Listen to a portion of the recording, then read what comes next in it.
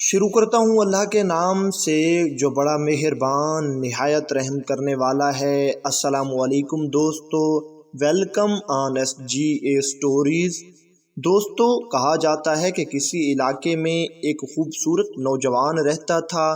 وہ نوجوان انتہائی پرہیزگار اور نیک بھی تھا۔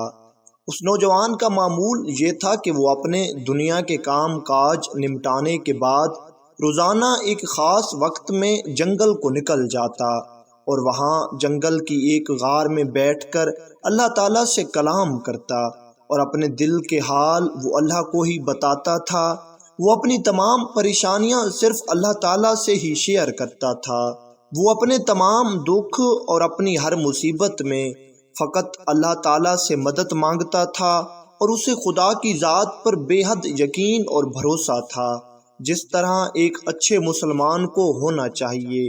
اس کے ساتھ ساتھ وہ اپنے دنیا کے معاملات بھی اچھے طریقے سے سر انجام دیتا تھا، اپنے بیوی بچوں کو بھی مناسب وقت دیتا تھا۔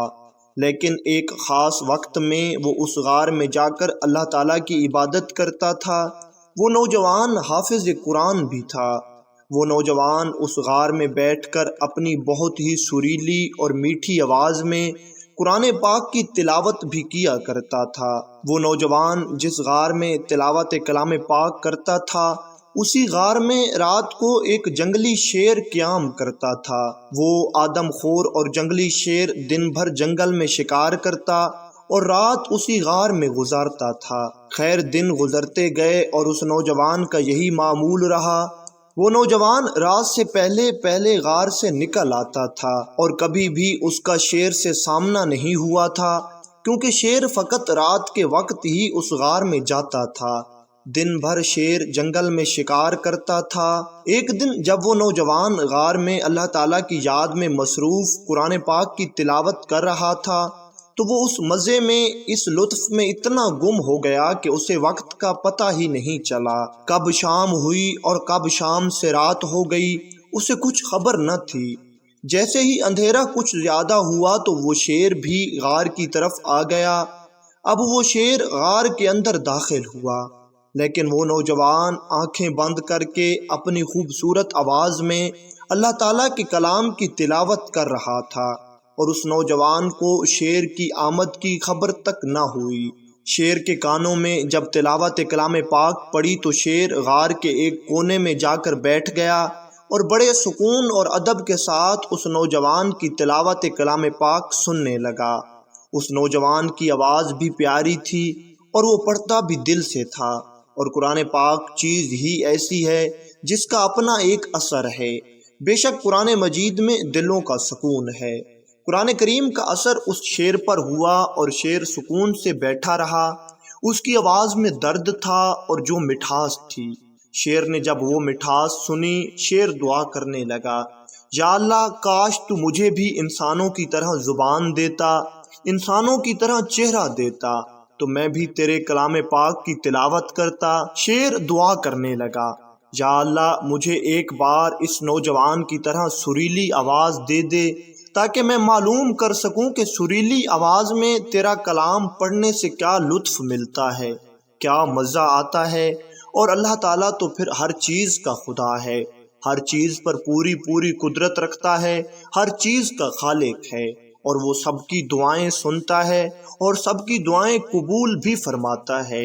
وہ تو ان کی بھی دعائیں سنتا اور قبول فرماتا ہے جن کی زبان بھی نہیں ہوتی۔ اس شیر کی دعا بھی قبول ہو گئی۔ وہ نوجوان جو آنکھیں بند کر کے تلاوت میں مصروف تھا، اس نے آنکھیں کھولیں۔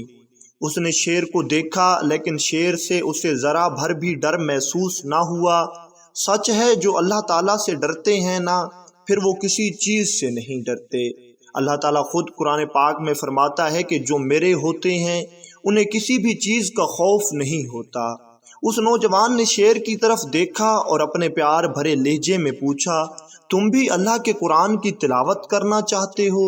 شیر نے پورے ادب کے ساتھ سر جھکا لیا۔ نوجوان اس شیر سے کہنے لگا کہ میری دعا سے اللہ تعالیٰ تمہیں ایسی زبان تو دے دے گا، لیکن یہ یاد رکھنا کہ جب تمہارے ساتھ خلاف فطرت کوئی کام ہوگا تو تمہاری زندگی ختم ہو جائے گی، کیونکہ تمہاری زندگی شیر کے طور پر لکھی ہوئی ہے، ایک انسان کے طور پر نہیں۔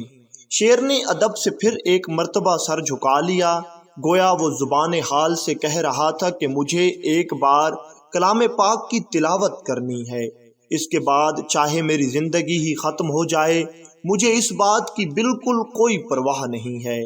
وہ نوجوان بھی سمجھ چکا تھا اور اس نوجوان نے اللہ تعالیٰ سے دعا کی۔ وہ پہلے ہی اللہ تعالیٰ کا نیک اور پیارا بندہ تھا۔ اللہ تعالیٰ نے اپنے اس بندے کی دعا قبول فرمائی اور اس شیر کو انسانوں جیسا منہ اور چہرہ اللہ تعالیٰ نے عطا کر دیا۔ اب اللہ اور اس کا رسول ہی بہتر جانتے ہیں کہ اس شیر نے کیا پڑھا، کون سی آیت کی تلاوت کی اور کس لہجے میں پڑھا۔ بس اتنا ہوا کہ تھوڑی دیر بعد وہ شیر زمین پر گرا اور وہیں مر گیا۔ وہ نوجوان تو واپس گھر آ گیا اور اللہ جانے اس شیر کے جسم کے ساتھ کیا ماجرا ہوا، کیونکہ جب اگلے دن وہ نوجوان اپنے اس خاص وقت پر عبادت کے لیے غار میں گیا تو وہ شیر وہاں موجود نہیں تھا، اور وہ نوجوان پھر سے معمول کی عبادت میں مشغول و مصروف ہو گیا۔ دوستو، ہمیں بھی قرآن پاک کو اپنی زندگی کا حصہ بنا لینا چاہیے، اور جب ہمارا بھی یہ معمول ہو جائے گا تو انشاءاللہ اللہ تعالی ہماری دنیا اور آخرت دونوں سنوار دے گا۔